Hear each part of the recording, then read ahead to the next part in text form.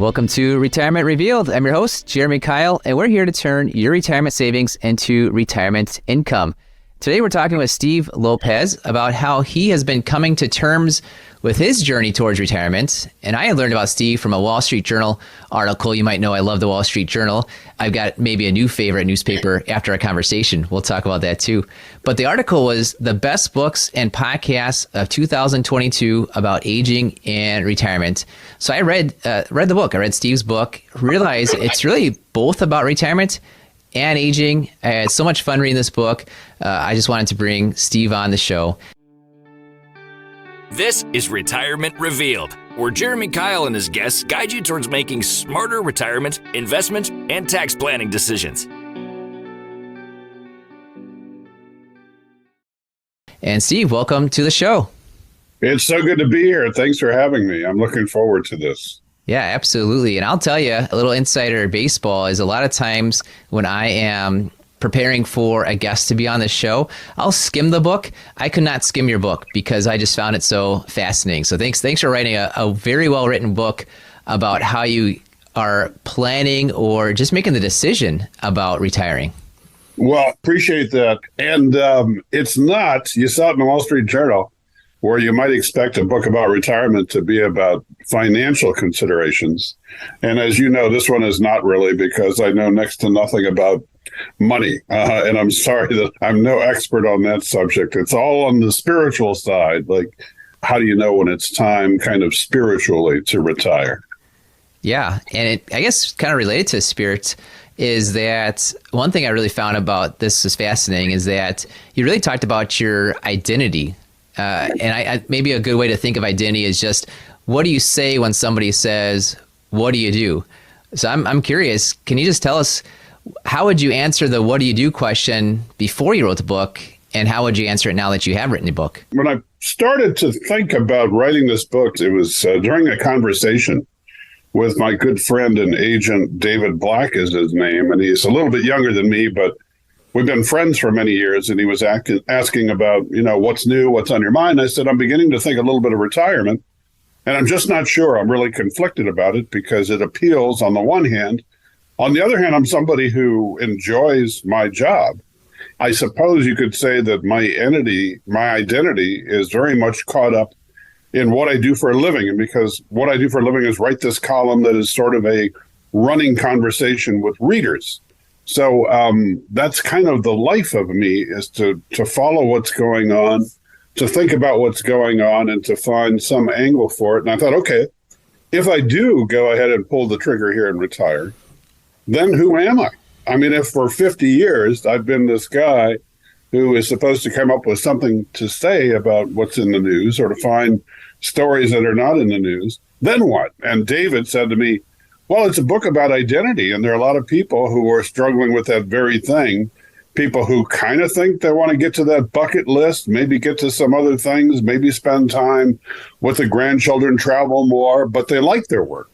And I don't know if you had to break it down, how many people who are working like their work. And then there are others who maybe they don't love it, but still your identity is that you're a nurse or you're a teacher, you're a police officer. And when you leave that, can you create a chapter 2 and a new identity that are as fulfilling as what you did for a living? So that was something that I wrestled with, and I wrestled with it in the book as well.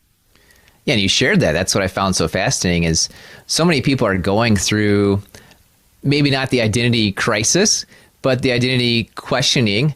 And if they don't do it beforehand, they oftentimes find that crisis or questioning afterwards. I think you started the book in a way I think a lot of people might go, where you create this pro and con list in a way. And I'll just list out some of them for everybody. Some of them was kind of, okay, if I retire, why should I retire? Well, you've worked long enough. You're still young enough to do some stuff. You don't have to deal with deadlines anymore. And some reasons not to retire were, oh my goodness, the market's down. I should just be lucky to have a job. And an interesting one, you just said, well, I'm just trying to fight against age discrimination. Just saying, hey, they can't kick me out. I'll decide when to go. And all those sound pretty familiar. We talk to people all the time. Those sound kind of familiar. But I'm curious, kind of going through this project with these pros and cons, what reasons to retire or maybe not retire showed up maybe while you're writing the book or after you wrote the book? It's interesting you bring up that list because I'm not a make a list guy. I sort of just go with my gut. And the problem with my list, as you just read it, was that I thought each side was pretty compelling. So it made me all the more conflicted. I liked the con list. I liked the pro list. So as I was doing it, as I was working on the book, so that your listeners know, I gave myself a year. I gave it a deadline and thought, let me interview people. That's what I do for a living. Let me talk to people, happily retired, miserably retired, can't wait to retire, wish they hadn't retired, and help inform my own decision. And I'm one of those people who is persuaded greatly by the last person they spoke to. These are not flattering things that I'm saying about myself, I suppose. But when I spoke to, well, I can think of one in particular that made me think, yeah, get out now. I had created this relationship of pen pals at a retirement community in Los Angeles, people who lived in a retirement village, several thousand of them. And I asked their advice on retirement and what things I should think about. And I was having trouble getting hold of one of them. And one day I tried again. I rang the number and she picked up and I heard background chatter that sounded like marine radio, like she was on a boat. And I, where are you? She's on a boat. Mm-hmm. She's off the coast of California. She's retired. She's with her husband. They just came upon a fishing boat where one of the fishermen tossed them a lunker that they had just pulled out of the sea. And their plan was to have a sunset cocktail on the boat somewhere between Los Angeles and the Mexican border, and then grill some fresh fish. And she said, get out while you can. Get out and do things while you're young enough and healthy enough to enjoy them. And to me, that was just so compelling. And I thought, she's right. And that's one of the things that I feared, that as I approach 70, and I'm going to be 70 in less than a year, am I going to be one of those people who stays on so long that when they finally retire, they can't do the things that they wanted to do? Maybe they're hobbled. Maybe their spouse is sick. Maybe there's this cognitive loss. So that was a point of the book where I was certain I was going to retire. The problem is that in that year that I worked on this, I was certain at various times that I was going to retire and that I wasn't.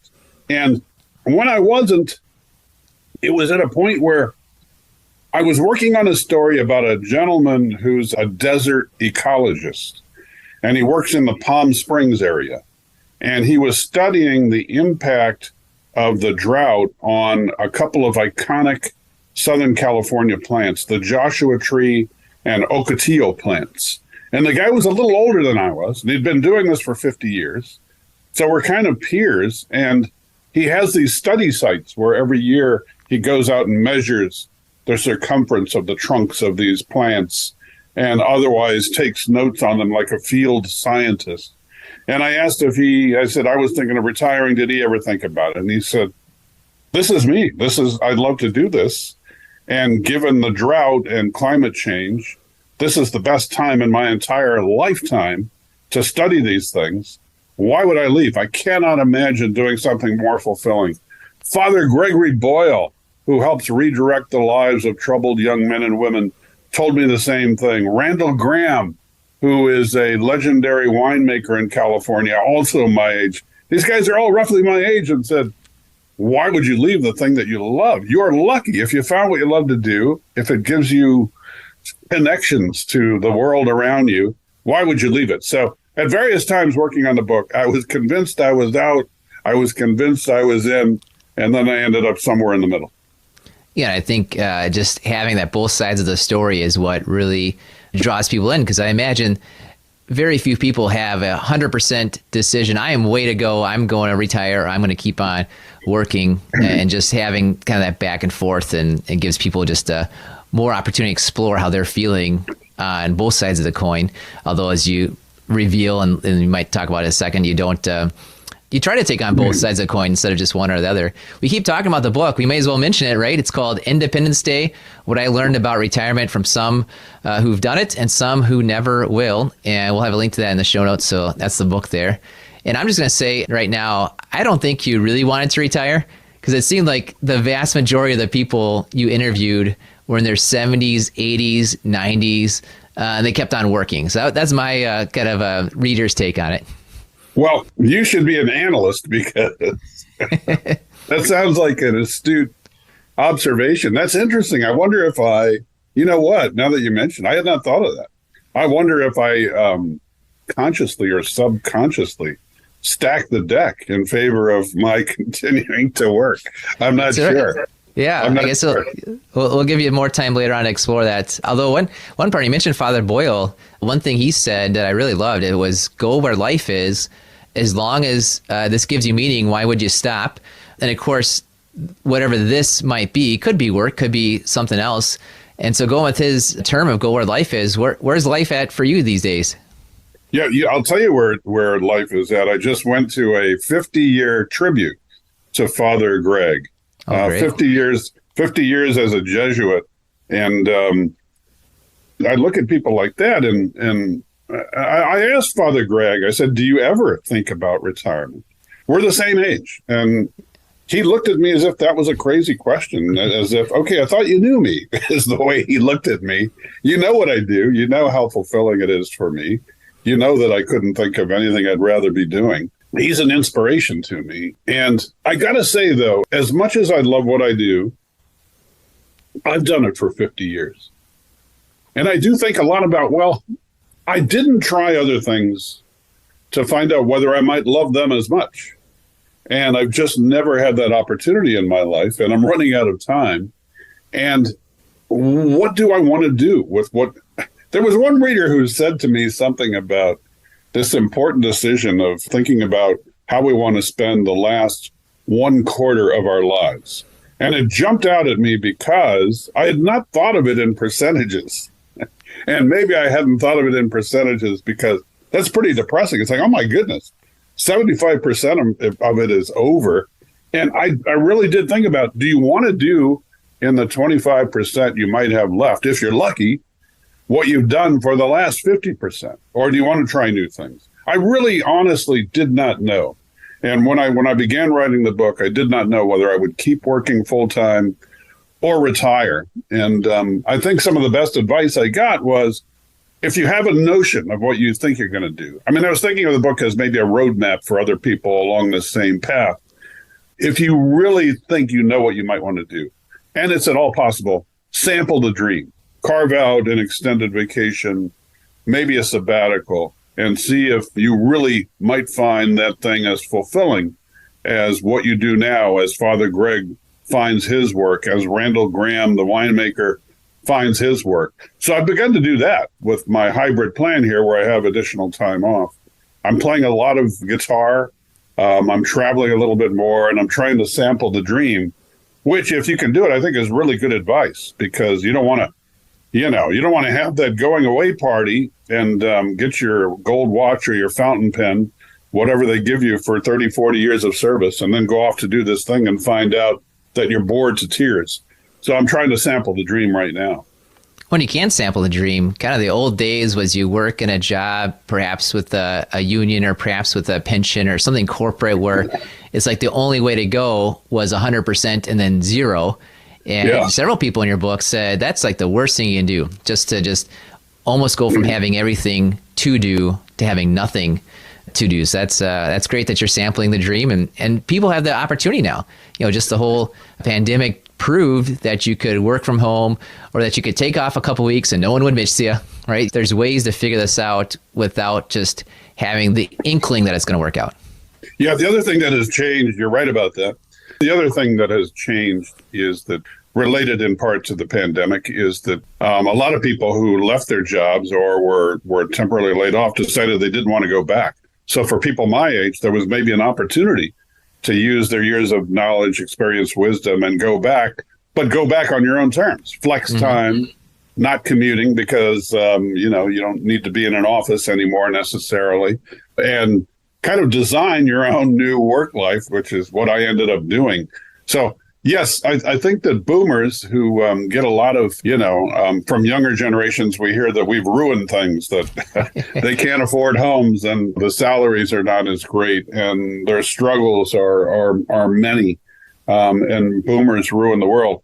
Boomers, I guess maybe you could say that some of that might be true, but boomers are now reinventing retirement, and we're rewriting the rules of retirement. And I think that people are being creative about how they want to spend that last quarter of their lives. And for many, it involves continuing on full time. And for others, they're getting creative. Yeah, and I appreciate you mentioning the quarter of your life. So I like to look at life expectancies quite a bit, because it seems like half the battle when I'm helping people plan their retirement is showing that their personal belief about how long they're going to live is wrong. And there's so many studies that actually show you'll probably live about 5 years longer than average. So I'm looking at my own life expectancy. Why not? Well, I turned 42. Turns out 42-year-old males that are in good health should live to about 84 or so. So here I am. I just completed my 50% of my life. And then I'm reading I'm working on an employee handbook, and I've got an HR consultant. Turns out age discrimination starts at 40. So your 25% left is matching up with my 50% left, apparently, according to the numbers. So it was interesting hearing you go through what are you going to do with the last quarter of your life? I've got this, what do I do with the last half of my life thing showing up right now. Well, you've got, you're a youngster. I don't want to hear any complaints from you. Exactly. I'll take it. You're a young man, and that not knowing is a big part. I'm glad you brought that up.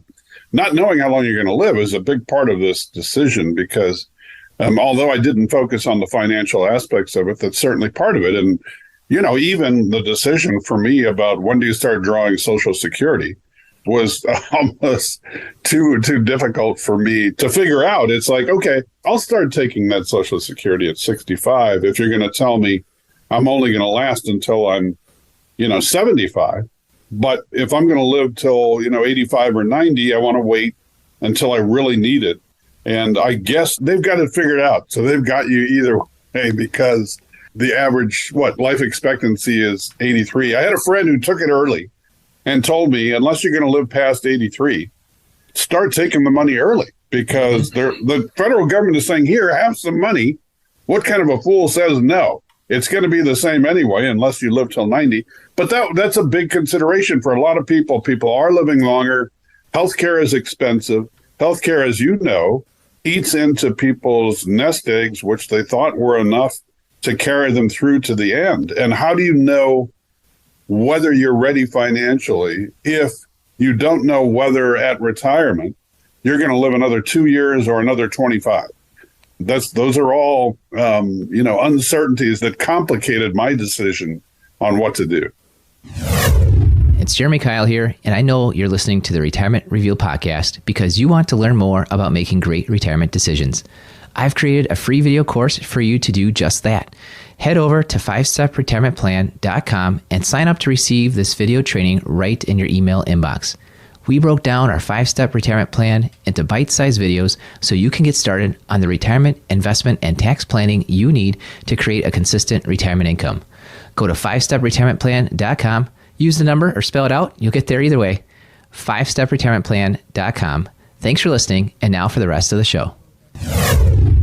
Yeah, and it's interesting because a lot of people do have that same uncertainty, and at the same time, there's a whole industry of people who deal with uncertainty, and there's a lot of actuarial tables that are out there. Yes. What's so interesting with Social Security, I'll give a plug to you about whatever your Social Security decision is, but it's not just about your own life expectancy. It's often about the life expectancy of you and your spouse. And you mentioned in your book that your spouse is younger than you, so it almost doesn't matter how long you live. It matters how long she might live. And that's a different ballgame. That's a different math. And so many people forget that math or don't even know to look at that math. Yeah, you got to write a book about that. I think I'll put it down. I know who to call as a writer. That's for sure. Speaking of spouses, I should give credit to my wife, Allison, because she had the best line of my book. Because our office was closed during COVID, I was working more from home. And I said, but we don't live we're living in California, but we're not in a 12-room Malibu beach compound, all right? I'm living in Pasadena in a 2-bedroom house, and my wife is a writer and editor, and she works at home. So suddenly, after my entire adult life working in an office, I'm now working at home, and my wife and I are bumping into each other. And I said to her one day, boy, this pandemic is like a preview of retirement because I'm home all the time. And she looked at me and said, if this is a preview, I do not want to see the movie. And I said, what do you mean? And she said, I've got my space. I've always had my space, and you're closing in on it, and we got to figure out what to do. So that is actually an important consideration for anybody contemplating retirement. And a woman in my book named Nancy Schlossberg advised me about that. She said, in retirement, everything will change. Your relationship with your friends, with your colleagues who will be your former colleagues, your relationship to the world around you, and certainly with the people you live with, who are going to have to put up with your irritating self more often than they ordinarily do. And those adjustments can be difficult for a lot of people. My wife said, you may be ready to retire and hang around the house, but I'm not ready to retire. And so you're going to have to figure out something to do with your time. I am not going to be your play date every day. I'm not going to be your little retirement buddy. And those are considerations that I hadn't fully considered before writing the book and getting good advice like that. Yeah, I'm glad you mentioned Nancy. I enjoyed reading everything that you had her, quoted her in there. Of course, Nancy, for the people that haven't read it yet, is a 92-year-old psychologist. So she's got a couple different angles, the psychology angle and the angle on just being a psychologist and talking to plenty of other people. You mentioned your 2-bedroom house and the pandemic. And of course, it wasn't just the two of you and your wife in there. You had your daughter finishing up her high school year. And I just got to tell you, as a dad of an 8-year-old and 11-year-old, like every chapter where you were talking about your daughter making her decision, going off to college, this is a huge life change for you to have her go off to college.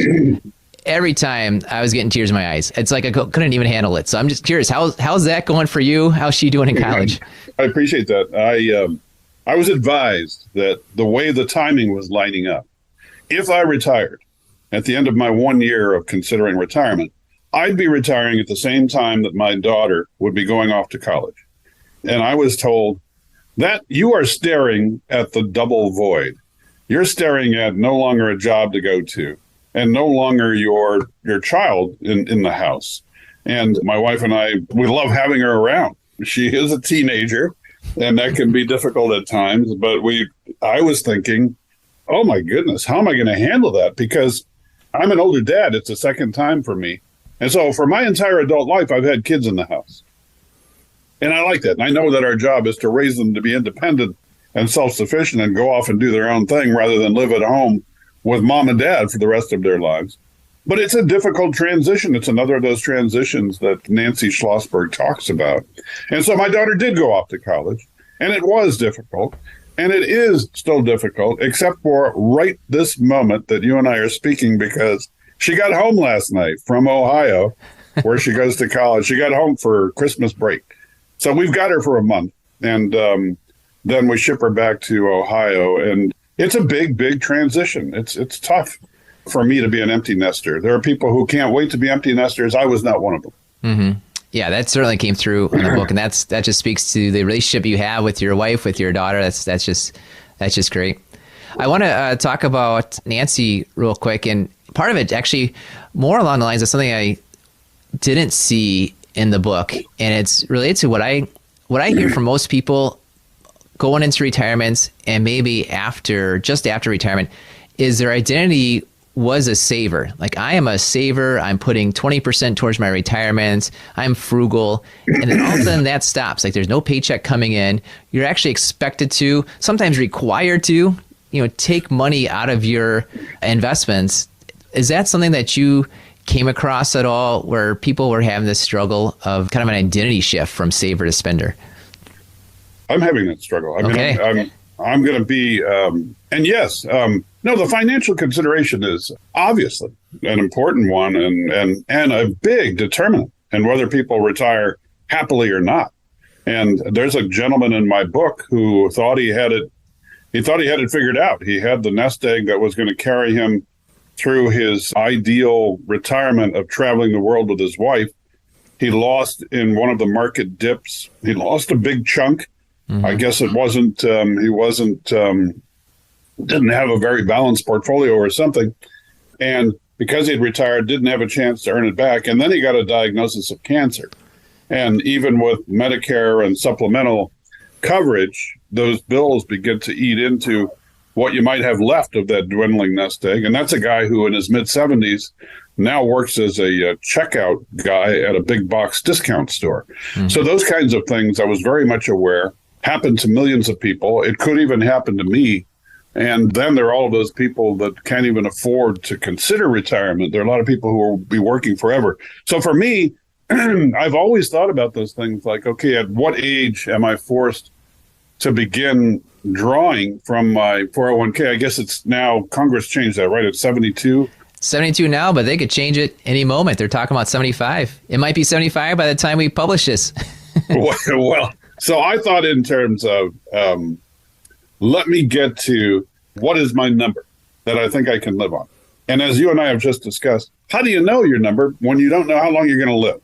And my financial consultant, when I talk about my number, has always said to me, I get nervous. Okay, so there's a dip in the market. I'm a coward. I'm on the phone with my financial guys saying, let's lock everything up. We got to tie it up. He says, look, you're very conservatively invested at this point because of your age. And you don't want to think of your retirement as a time when you're no longer taking on any risk. You know, you're going to want to maintain at least some risk in retirement to try to make some money, to try to get to where whatever you do withdraw to live on is replaced by your smart investments. So that for me is terrifying because I always had in my head, coward that I am, get to the point where you can sleep at night and not worry about whether you wake up and the Dow is down 680 points. But this guy is telling me, no, you're stuck with this for the rest of your life. And you even need to think about not drawing down, but saving and adding to it. I mean, maybe it's one reason I wrote the book. It's like I'm getting close to retirement. I'm not sure that my nest egg is big enough and the hawks are picking away at it as it is. So I think that it's very scary. I've got a good friend who retired. She's in the book. And I think she lives a little bit nervously because she's no longer the saver, the contributor. And it's like, oh, my God, do we really have to buy this new refrigerator? Because we hadn't planned that. And uh-oh. And I think the idea of seeing your nest egg shrink gradually is terrifying, both in the practical sense, but also kind of psychologically, because that's your life shrinking away. It's shrinking because you don't have many years left, and it's getting smaller because you don't need it. So the psychology of all of that is, to me, complicated and terrifying. You're asking the wrong guy about financial considerations. No, but you gave me something I hadn't considered before, and I thought it was more of an identity of I was a saver, now I'm a spender. Oh my goodness, I just can't handle that thought. But people call it a life savings for a reason. It took your whole life to save that up. And what you said right there, that when you're taking it out, it's almost like you're taking life force out of yourself. Like you built up, you've put your life into this savings, and now to see it go down or to take it out, like you're withdrawing life force. I got to think about that one for a little bit. I like that metaphor there. Yeah, and there's one more thought. I mean, I think that people with kids want to think about leaving them something. So that's another consideration. It's like, okay, if you calculate this so that you draw down, and then the nest egg is gone, you're passing nothing on to your kids. And, maybe they, of course, I do think need to make it on their own. But still, I mean, I love my dear little daughter and my son, and I want to hand something down to them.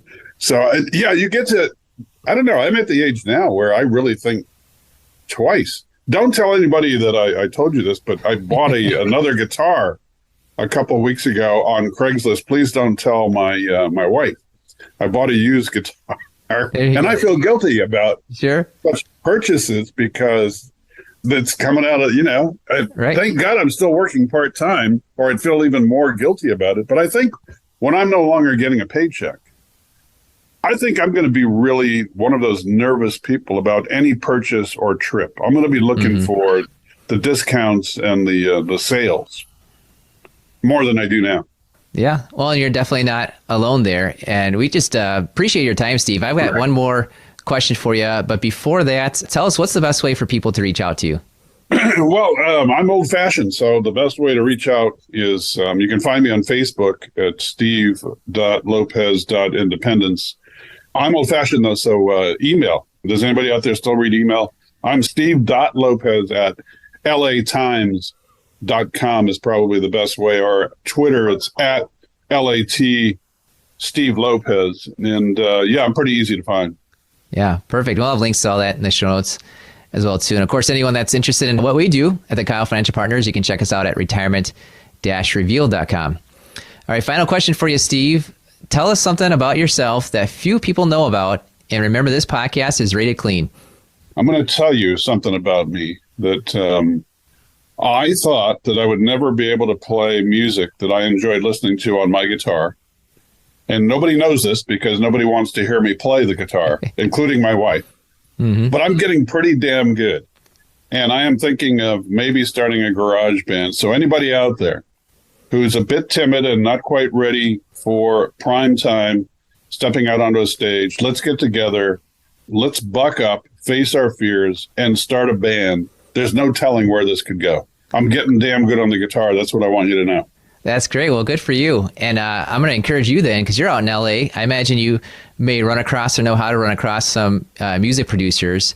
For my wife's birthday this year, I had my 11-year-old. She wrote a song for my wife.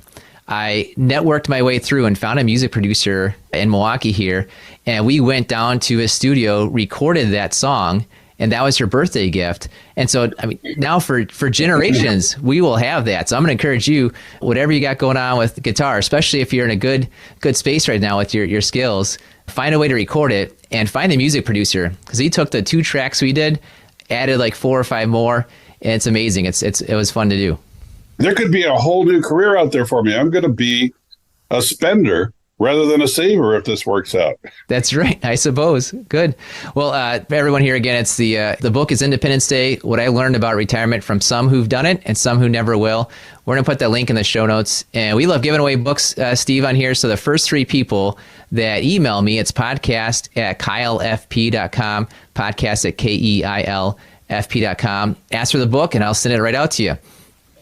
That's great. I mean, they'd probably rather have Milwaukee Bucks tickets, right? But the book is it's not bad. It makes a nice holiday gift item. It does. That's for sure. Awesome. Thanks for your time, Steve. It's been a pleasure having you on the podcast. Thank you so much for a great interview, and don't quit. You're good at this. Oh, appreciate it. Thank you. Thanks, Steve. And thank you for listening to the Retirement Revealed podcast. We believe if you know more about your money, you'll feel better about your money, and you will make better money decisions. This was another great episode of the Retirement Revealed podcast. Click on the subscribe button below to automatically get our latest episodes. If you liked our show and want even more, please give us a rating and a review at Apple Podcasts, Spotify, or wherever you listen to your podcasts. We would love to hear from you. Please go to retirement-revealed.com to learn more and send us your questions and feedback. The information covered and posted represents the views and opinions of the guests and does not necessarily represent the views or opinions of Keil Financial Partners, Thrivent, or its affiliates. The guests are not affiliated with or endorsed by Thrivent Advisor Network. Keil Financial Partners does not provide legal, accounting, or tax advice. Consult your attorney or tax professional. Representatives have general knowledge of the Social Security tenets. For details on your situation, contact the Social Security Administration. Keil Financial Partners is part of the Thrivent Advisor Network, a registered investment advisor. The content has been made available for informational and educational purposes only. The content is not intended to be a substitute for professional investment advice. Always seek the advice of your financial advisor or other qualified financial service provider with any questions you may have with your investment planning.